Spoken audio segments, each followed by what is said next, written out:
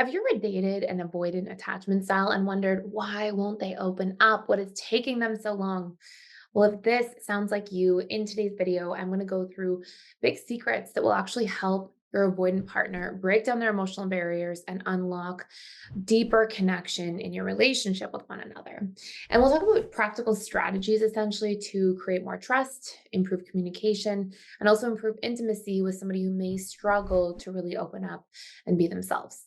So we'll cover three big things that you can really do so that your relationship doesn't have to go off the rails and so that you can feel the sense of connection from you to your partner more deeply.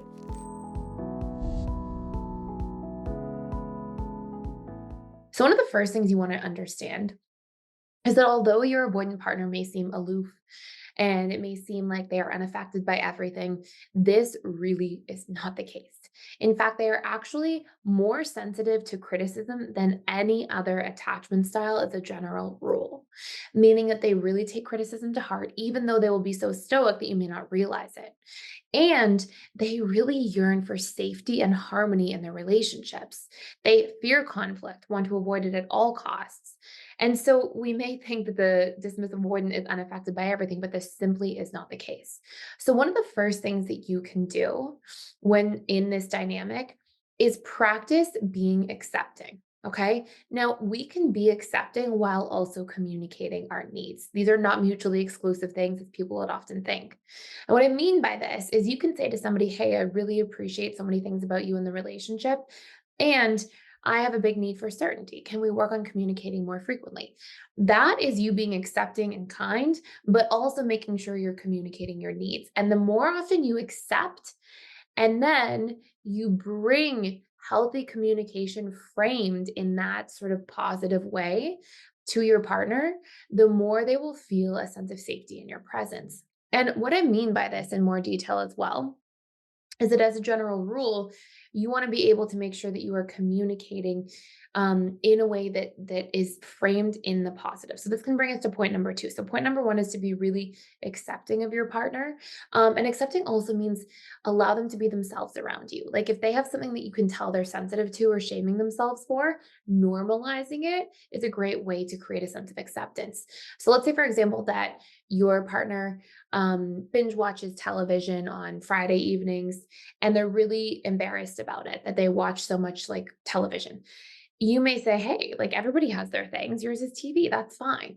You may normalize it and it creates a sense of acceptance. And actually, nothing will help a dismissive avoidant open up as quickly as that. Number two is to really bring in this healthy communication. So, the more we can put ourselves in a space where we are communicating safely, or in a way that like creates safety, essentially what a dismissive avoidant is feeling from positively framed communication is that, okay, here I am. I can trust that we can move through conflict in a relationship in healthy steps. There doesn't have to be conflict that's ugly or that's chaotic or volatile.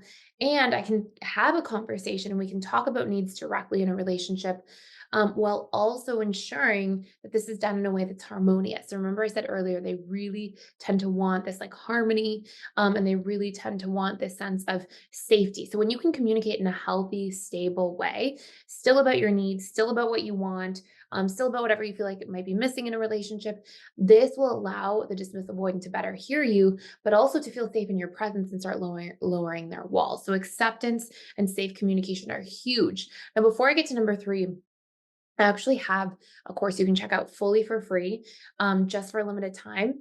And it is all about the dismissive avoidant in relationships. It's actually about how they're going to show up in the 6 stages of relationship and what those 6 stages are. So we talk about the dating, the honeymoon stage, we talk about the power struggle and how to make sure you don't have your relationship derail in the power struggle stage, as that they often do for people. Then we talk about stability, commitment, and bliss stages of love. And again, you can check that all out for free. It's kind of like your roadmap to understanding somebody with a different attachment style, fully for free, just for a limited time, using the link below. So, number three, really important dynamic is empathy. If you can have empathy in a relationship, it may feel like at times when you're empathizing, you're validating, you're being kind to a dismissive avoidant that it's not impacting them because they're so stoic, but it is. And even though they may warm up a little bit more slowly than another attachment style would, Empathy goes a long way. When they feel seen, heard, understood, validated emotionally, it helps them really come out of their shell, even if it takes time. And all of those things add up to create a lot more security in the relationship long term. So these are three major, major powerful tools to help an avoidant open up. I hope you enjoyed this video. If you want to see more like it, please consider liking, sharing, subscribing to this channel. I put daily content out here, and I can't wait to see you in the next video.